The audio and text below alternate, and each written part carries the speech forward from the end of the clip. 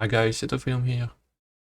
This video is part of my Pinescript series. I've been giving lessons on Fiverr, and yeah, I decided to publish the recordings. Sorry about my French accent, but maybe you will be able to learn one thing or two about Pinescript. Alright, thanks for watching and enjoy the video. Well, I guess one thing I was struggling with is conditionals. So let's say I get, a Fibonacci sequence. I haven't been able to get the Fibonacci sequence to work yet on here, but let's say I get a couple of things together. It's just a matter of, if this, moving average is greater than this one, then this happens. Okay, so you want to look at conditions. Okay. Alright, I'm going to take the script.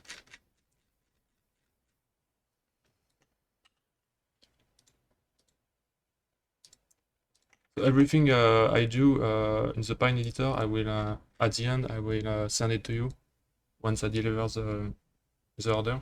So you can afterwards you can you will have the scripts, everything we do. Conditions. Okay, so where to start? So do we have an example of conditions you want for the script? Let's go.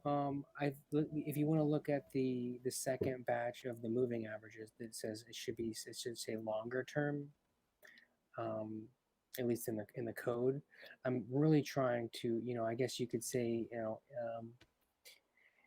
and I guess this is kind of ultimately what I need to figure out is how complex this gets. When, let's say, if looking at crosses, so if a moving average were to cross it, or if it's just greater than or less than, that might be a good starting place. Okay. It's just Okay. greater than or Perfect. less than. So first, can you see clearly my English screen? Is it a good quality? Or can you see what the Yeah, code? if it could be, I don't know if you can make it. I'm trying to magnify it a little bit. I did change my I'm going to camera. do that. I'm going to do that. So they added a new command to make the. Is this better? Yes, sir. Okay. So we'll see. So we have been coding later. So conditions, you are going to use Booleans. Do you know what Boolean is? I've heard it before. I forget. Okay. So Boolean, we have it's a True, variable that false. is that can only be true or false. So Yeah. we can create a variable that we will name our condition. This it's going to be a boolean like this, and you can give it a default value. It's fine. So for example, if you want to have a condition for example, the price crossing EMA number 4, okay, we are going to write it like this. So we're going to take our variable. So right now it's false. We're going to change that. Actually, we can just this part we don't need it yet. So we have a variable, and we're going to do use the variables from the functions from TradingView, which is TA for technical analysis. We want a crossover. So it already has a function for this. So for example, if you want crossover, so price, we have use the function, and since it's a function, we are going to give it a few parameters. So for this function, we have two parameters. Okay. Do you follow? Yes, sir. Okay. And so we're going to use it. So I guess I would just clarify that hmm? crossover is a built-in function, and that's doing a bunch of math Yeah, behind the scenes. yeah. If you want to know more, you can control CTRL click on it, and sometimes it will open the reference manual. And sometimes there is a source code of it, but this is not on this one. So basically, we check if the price crosses the EMA in our case. So to get the price, you know to do it. Do I know how? Yeah. No, I do not. So when we look at our bears, I'm going to make it bigger. So we have on each bar we have a open, which is the start of the candle, which is, for example, for this candle it is here, and we have the close price, which is currently moving. This is this part, okay, and then we have the high, so the highest point, and the lowest. So we have these three values. I'm going to write them here. So we have close, we have open, and high and low. So we have these four values to get the price. So close will be the close price of the candle. So if we take at this previous candles, it will be this point here. Can you see my mouse? Yes. Okay, perfect. So for example, if you want the close price, if you want the close price to cross the EMA, we're going to use close like this, and we are going to get our EMA like this. So in this EMA4, it is stored the EMAs, the EMA price. So you can see it. I'm going to show you.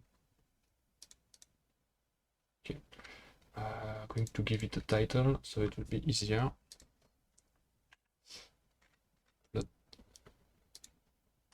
So the plot function is the function that is printing the EMA on the chart. I'm going to give it a title like this. EMA4.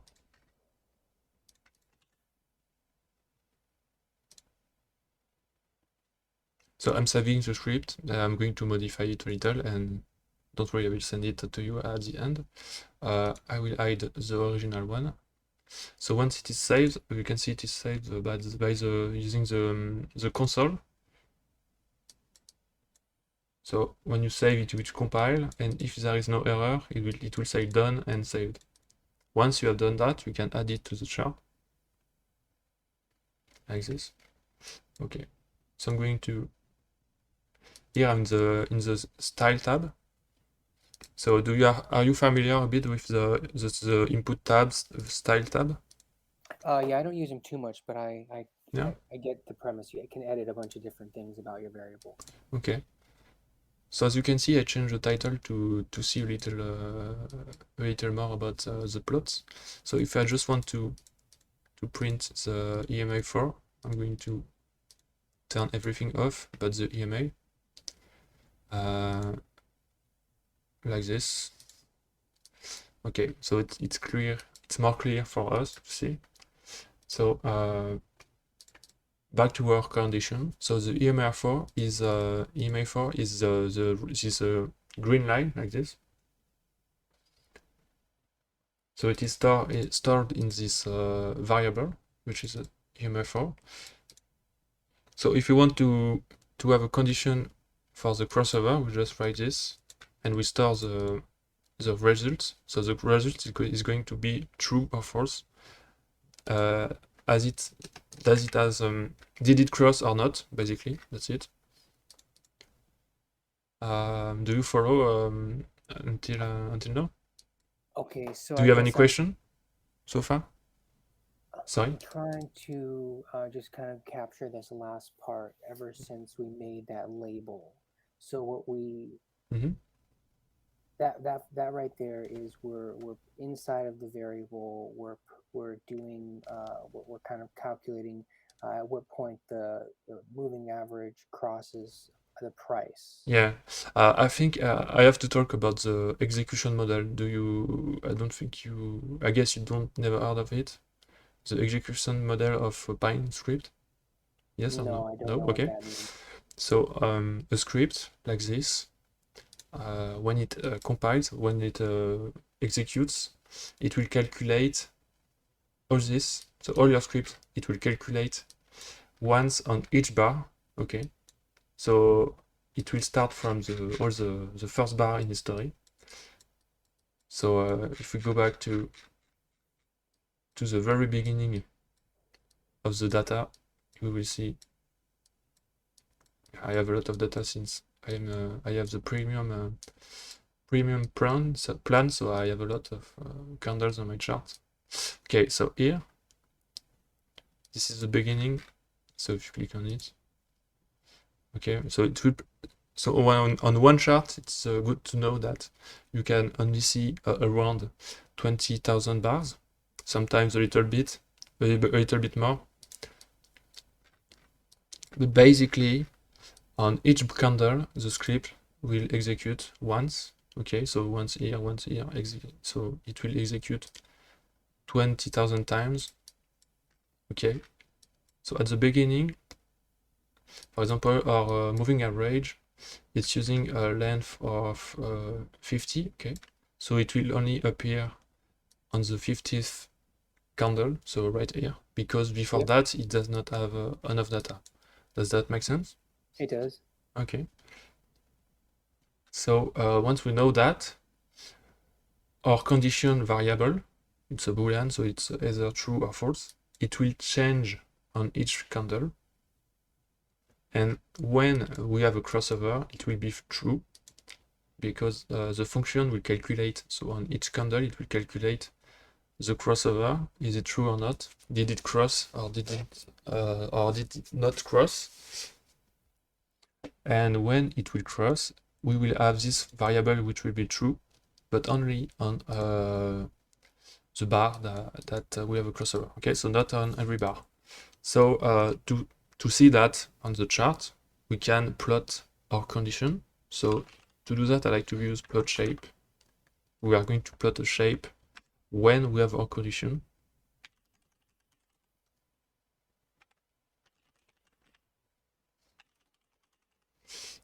We can do crossover. We can call it crossover. And like style, I like to use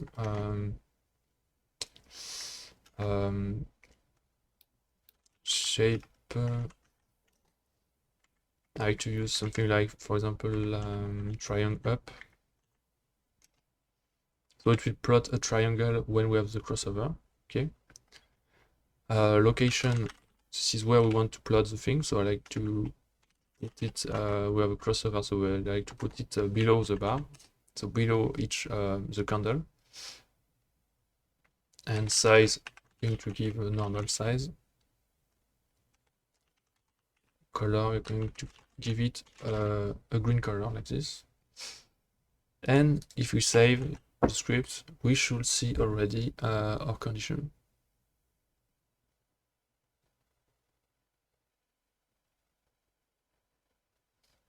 All right. So when I saved it, it brought back. It resets the still tab. So I'm going to remove everything so we can see better.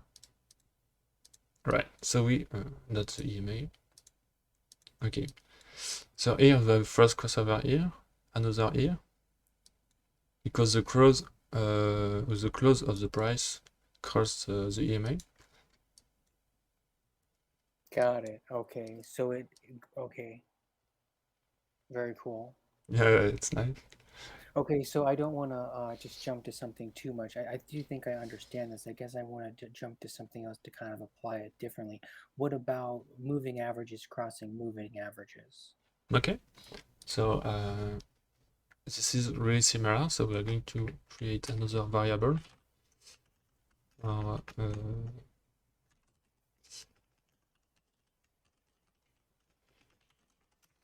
We are going to use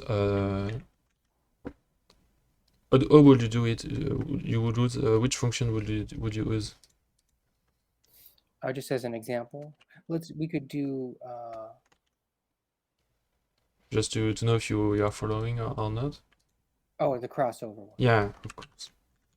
So we're going to use the crossover, and instead of instead of the price, you want to check if two EMAs are crossing, right? So we can do, for example, the EMA 4 and the EMA 5. Is that all right? Sure. So, obviously there is an order. So which EMA should cross which ones?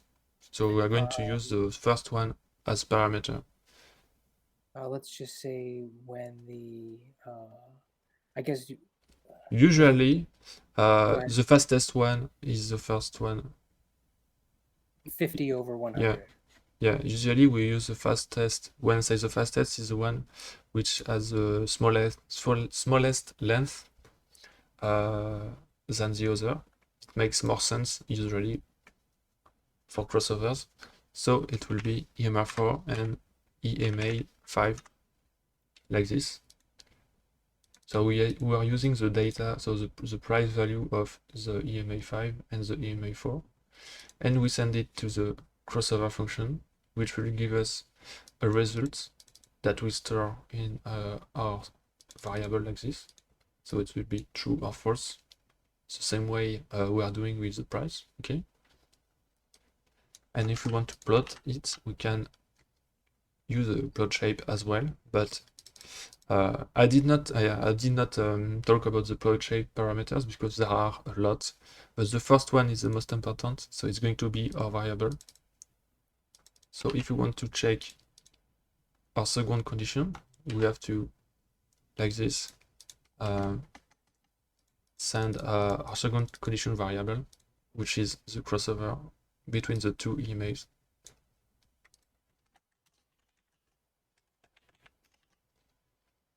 And we can use another color to see.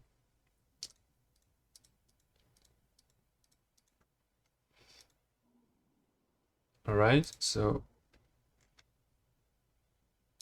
I'm going to show also give a title to our EMA5 so we can see it better. All right, and I click save.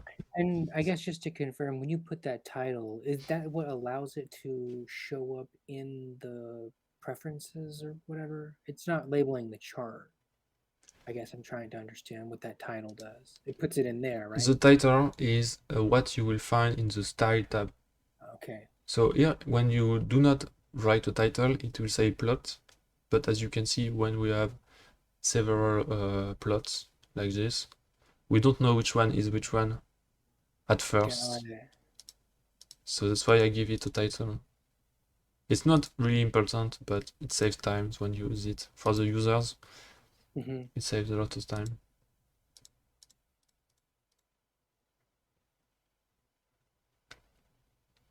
So I recommend to always put a title so you can know what you're doing in the style tab. So now we have our two EMAs, so the blue one and the green one. And so here we have a cross of the blue one and the green one here. So we don't see well because they are really flat here, but usually the fastest, so this is going to be the green one, will be when the green one will be crossing the blue one, we will get a signal like this, blue signal like this. So I'm going to zoom in on this one. So we have the green crossing the blue. Since it's faster, it's always going to be the fastest one, which is crossing the less fast one. So we have the 50 length and the 100. Very nice. Okay, I like that. That's cool. This is very you're really I don't know. I'm learning a lot. Cool. Kind of understanding the limitations. So just to kind of continue moving, what about I was noticing that there are limitations of what you can code. Like within TradingView, if you go to indicators, they have patterns. Like double bottom, for instance, is one of them. Is there a limitation with asking it to draw that for you, or I guess on another kind of similar note, what's your experience and knowledge with like defining highs and lows? Because that's essentially kind of I guess what a double bottom is to some degree. Yeah. So it's a more complex approach than EMAs, but we can talk about it. So I'm going to open a new script to show you.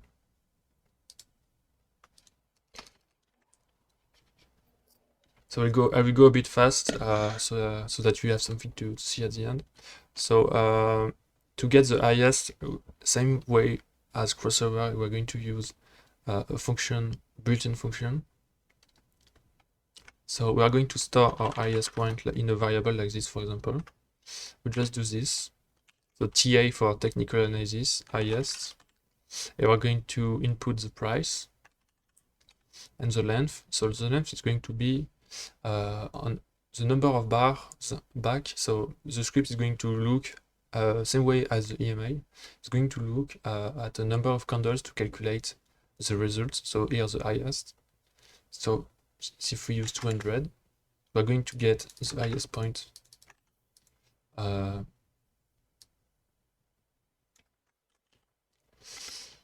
and lows. Wow. See, some of this stuff seems so intuitive, but because I'm not a coder, this is kind of blowing my mind how kind of simple yet intuitive it is. Yeah, once you know how to use it, it can be really fast. But you have to. It's what takes the longest time is to know what's possible, what exists, what you can do. Once you know that, it becomes easier. So when you want to print it on the main chart, you use overlay true, and you have to add it again on the chart like this. Okay, so now we have the highest point shown by this plot, blue plot here. So you can do the same thing with the lowest. There is a function for lowest, and you can use just like this. So same things as for the highest, and I'm going to use high instead of close because I want really the highest price. It is more precise. So the wicks, we're going to take the wicks. And then just to clarify, those it's not plot shaping. This is going to literally just draw like a constant line based on the 200-day kind of recent high low. So it's kind of building a channel based on those highs and lows. Is that correct? Yeah, exactly. Yes, it looks like a channel like this. So this is basically the don't change channels if you heard of it. But anyway, it's another indicator that's basically built based on this. So so yeah, when you use plot like this, you plot the highest and lowest, and you draw the lines. So when you want to see if we have a double bottom, for example, so we're going to see if the price, so the low of the, we're going to check on each candle if the low price is a double bottom. So is it a bottom or not? So to know that, we have to wait a few more candles. So for example, I'm going to change the parameters a bit. So for example, if I want to configure my script, I'm going to use an input. So I'm going to call it length, so that I can swap the values here, and then I can, in the input tab, I can change. So if I want to see the highest on the last 50 candles, get something like this.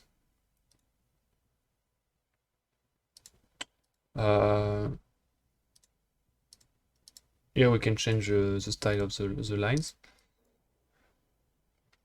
So to do a double bottom condition, it takes a bit of time. However, we do not have a built-in function for it. So we have to check to do some calculations. So we have to check on each variable, on each candle, sorry, is it a bottom? And if it's a bottom, is it a double bottom? And basically, that's how we are going to do it. As for limitation, you were asking about the limitations. So for example, when we have a highest, for example, let's say the next candle is a new high. we don't know if the next one is going to be higher or lower. So we don't know yet if it's a bit complex. We don't know if it will be highest as of now, or enfin, how do how could I say it? So because of the time frame that you're looking at, we have to like ignore it, or how? What I mean is that we may have an offset when we want to find I'm going to use one of my indicators to show you, okay, because it's a bit complex.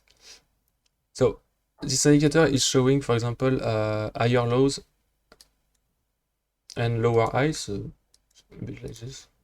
It's going to change the time frame. Okay, so here you see we have a lower low, okay, but in fact we are using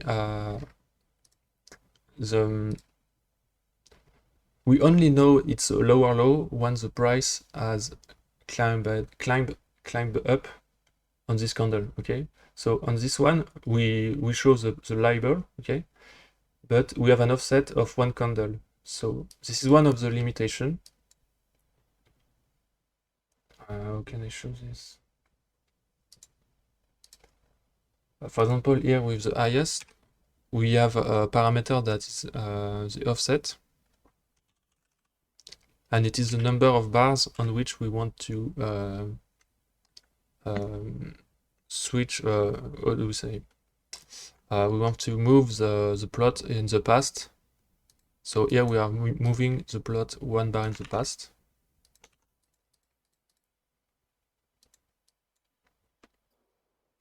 And this is strictly because like real time, we don't quite, it could change, or we don't quite have all the information, or just because of the time kind of thing. Like we don't know till it's over or something. Yeah, we don't know it's a low until price bounced on the lowest price, you know. So Okay, so hold on. I guess I'm trying to go full circle. And this is because, like you said, this is executing per bar. So yeah, when it goes to this bar, it may not know because the bar hasn't closed relative to the prior or to yeah, the next bar. yeah. Is that I just remember we can use the replay bar, the bar replace function. So okay? on the top here. So for example, on this bar, we don't know yet that we have a lower low, okay? And then once we have our candle, we know. So once we know the candle after this one, so the real-time candles, so this one. So the last candle on the chart is called the real-time, and one thing to know is that it will execute on every tick and not only once. When you let it run, when you let a script run like this, so if I exit bar replay, so right now our script is running, and it will execute every time the price changed, but only on the last candle. Okay. On the other Got it. candles, on the other ones, it's going to execute only once. Okay. So it like re-executes it on the last bar. Yeah, it will execute every time And price that's because you did change. offset, Uh, or no? the offset is just the parameter to plot. In fact, if I didn't use an offset, the label will be plot one bar after we have the lower low. So this is the limitation. We only know one bar after the event happened. Okay. So that's the limitation I wanted to talk about. Got it. Okay. Well, I have exhausted your time here, but this is very useful to me. I'll have to play around with these examples, and Yeah, I set them to you. I How will you do that? When I mark the order as delivered, I will Okay, send text files, got it. Very and cool. I will remind you how to use it. So copy paste it in the Pine editor, click save, add to chart. I will Got it. remind you everything. Okay. Well, I appreciate your time. It was nice.